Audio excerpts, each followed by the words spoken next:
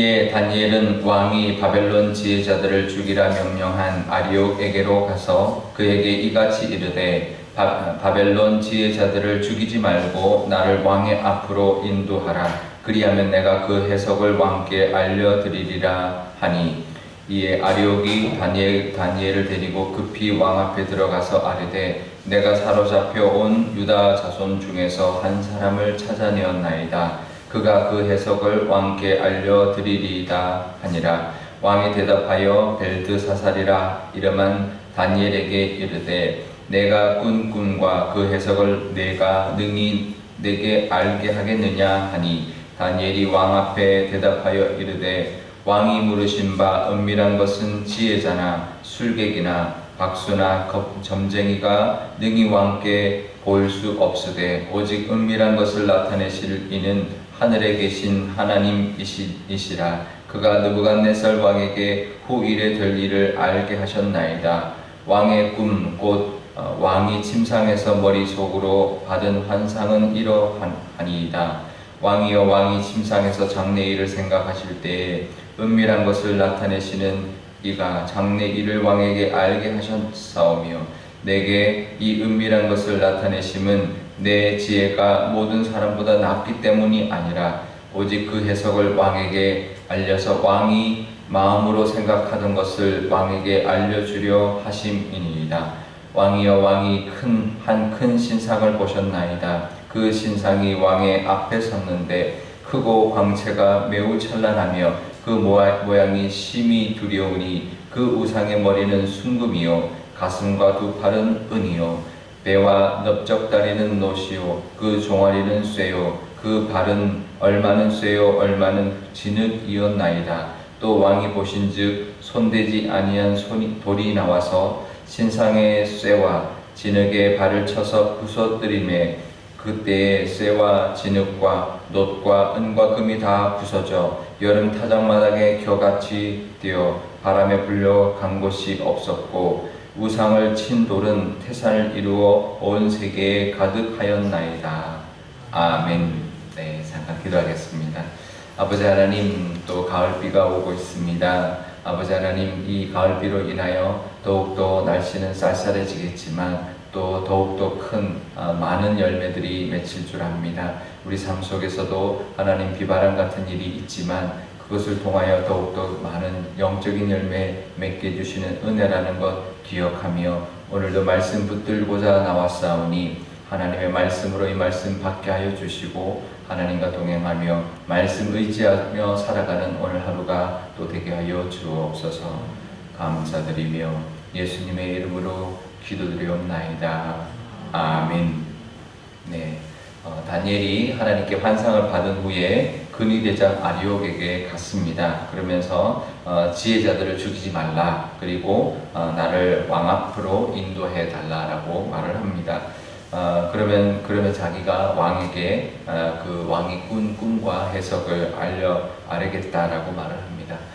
다니엘이 그 꿈의 해석을 통해서 자신과 이제 세 친구의 그 목숨을 건지게 되었는데요.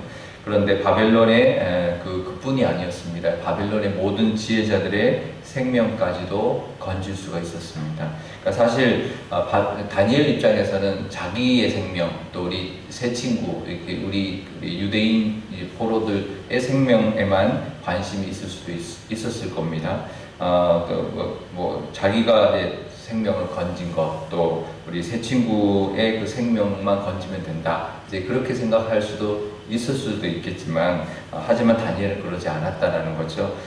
자신으로 인해서 다른 지혜자들, 다른 사람들의 생명까지도 건지기를 바라고 있는 모습을 볼 수가 있습니다. 그렇죠? 죽이지 마라. 그러니까 이제 아리옥 혹시나 자기가 이제 왕한테 간다든지 이런 시간에라도 아리옥에 가서 죽일 수도 있으니까 죽이지 말고 나를 먼저 왕 앞으로 데려가 달라라고 하면서 그 어떤 생명도 잃지 않도록 지금 이제 하고 있는 모습을 볼 수가 있습니다. 그래서 결국은 아리옥에게 지혜자들 죽이지 말고 자신을 데려가라 했고, 그래서 결국은 그들이 다 목숨을 건져서 아무도 죽지 않는 그런 상황이 되었는데요. 이처럼 믿는 사람들, 우리 하나님의 은혜를 받은 사람들은 우리만 믿고 은혜 받으면 안 됩니다. 그러니까 우리가 받은 그 은혜와 그 거기에는 다른 사람들을 위한 또 책임도 있는 거죠. 그러니까 나도 값없이 은혜를 받았고 값없이 구원을 받았으니 빚진 사람들인 거예요. 그러니까 나도 받았으니 나는 받았다. 이제 우리 가족만 받았으면 됐다. 우리 교우들만 구원받았으면 됐다. 이걸로 끝이 아니라 다른 사람들의 생명에 대한 책임까지도 우리에게 있다는 것을 늘 기억하시고 우리도 그 마음으로 한 사람이라도 더 구원하려고 하는 그 마음으로 살아가시기를 바랍니다. 우리 오늘 목사님, 이제 외국 목사님의 책인데요. 그분의 이제 책인데 뒷부분에 간증이 이제 나오더라고요. 뭐라고 하냐면 아버지가 목사였는데 아버지는 그렇게 유명한 목사는 아니었는데 자신이 이제 꽤 큰 교회를 이제 일구어서 이제 하게 됐던 이유가 있었는데 그게 뭐냐면 아버지가 마지막 유언이 그거였대요.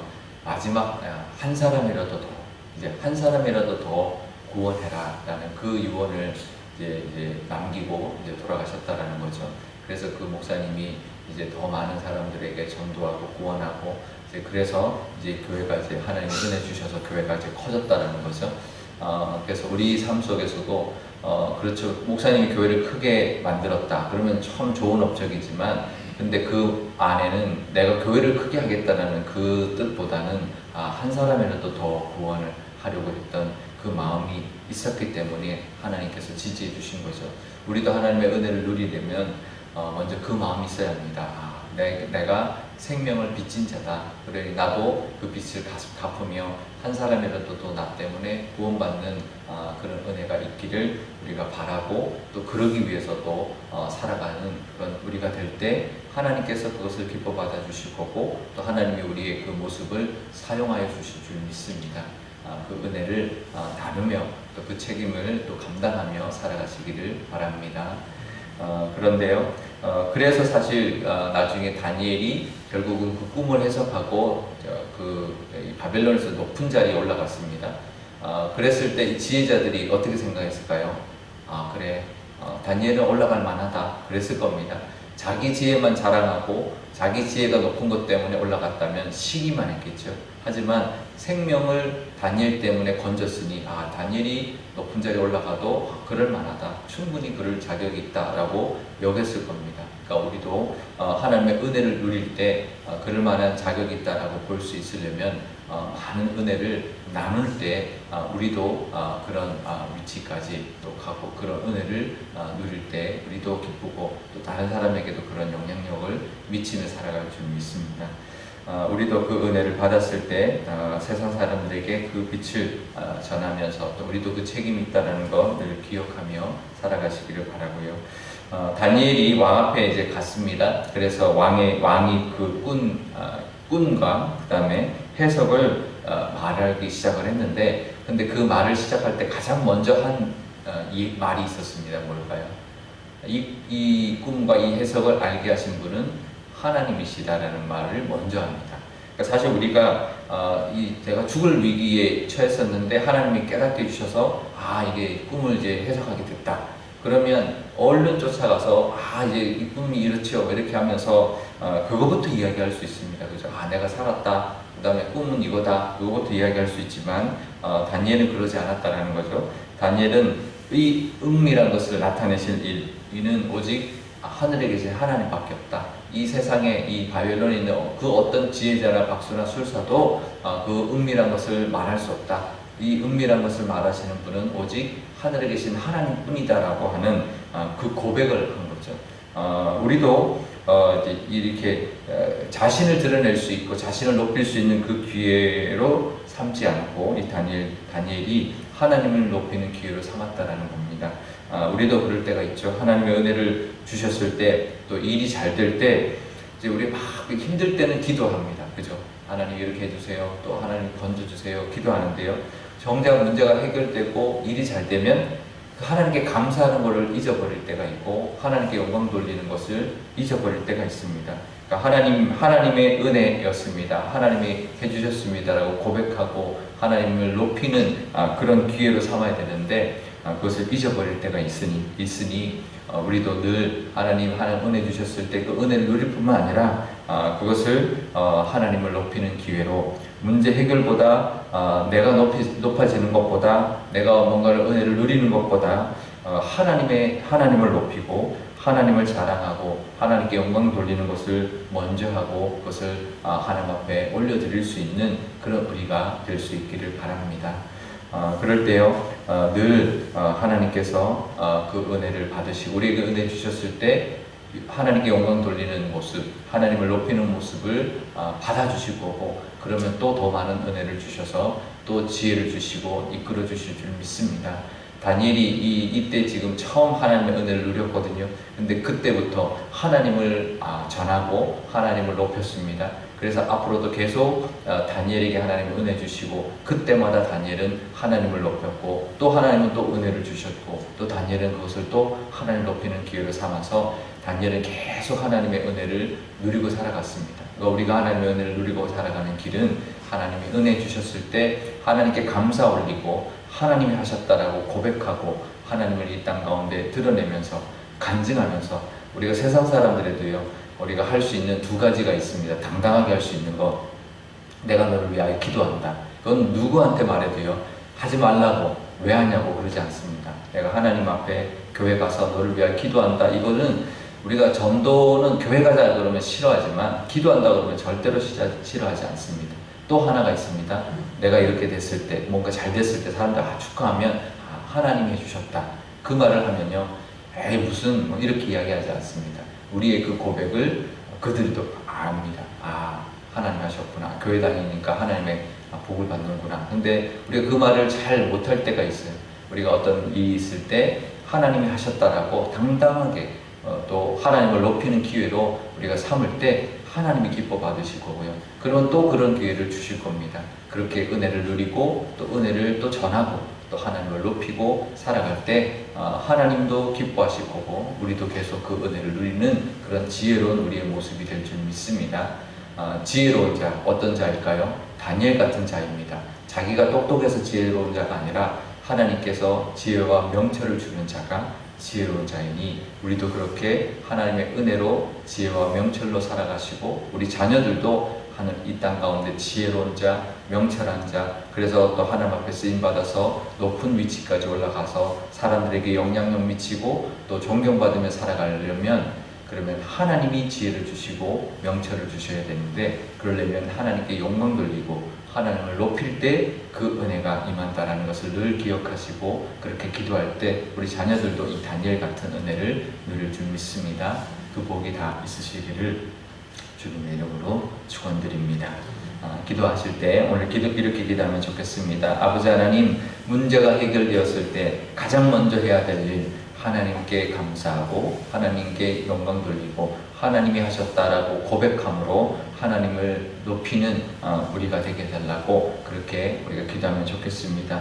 하나님 앞에 필요할 때만 기도하고 또 응답받았을 때 하나님을 잊어버리지 않고 하나님을 높이고 또 하나님을 높이는 기회로 삼는 우리가 되어서 계속 은혜를 누리고 하나님의 지혜와 명철을 늘 공급받으며 살아가는 우리 자녀들이 되게 해달라고 기도하면 좋겠고요. 우리 교회도 마찬가지일 겁니다. 하나님이 늘 인도해 주시고 하나님이 또 이끌어 주셔서 그 모든 영광 하나님께 돌리는 우리 교회가 되게 해달라고 기도해 주시기를 바랍니다. 제가 기도하겠습니다.